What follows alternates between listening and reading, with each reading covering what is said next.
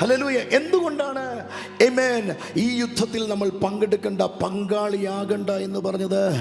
ദൈവം പറയാൻ, നീ ഒറ്റയ്ക്കല്ല മോനെ, ഞാൻ നിന്റെ കരത്തെ പിടിച്ചിട്ടുണ്ട്. വേദപുസ്തകത്തിൽ നമ്മൾ നോക്കുമ്പോൾ ബൈബിൾ അങ്ങനെ പറഞ്ഞിരിക്കുന്നു.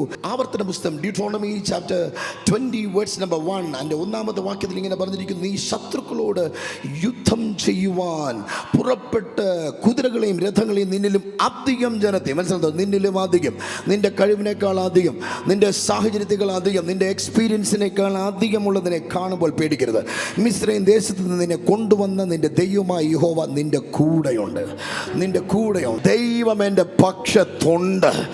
ഇന്ന് ആമേൻ. എത്ര പേർക്ക് അത് ധൈര്യത്തോടെ പറയും, ദൈവം എനിക്ക് അനുകൂലമാണ്, ദൈവം എൻ്റെ പക്ഷത്തുണ്ട്, ദൈവം എൻ്റെ കൂടെ ഉണ്ടെന്ന് ഉറപ്പുള്ളവനോട് സ്വർഗം പറയുക, ഈ യുദ്ധം നിന്റേതല്ല.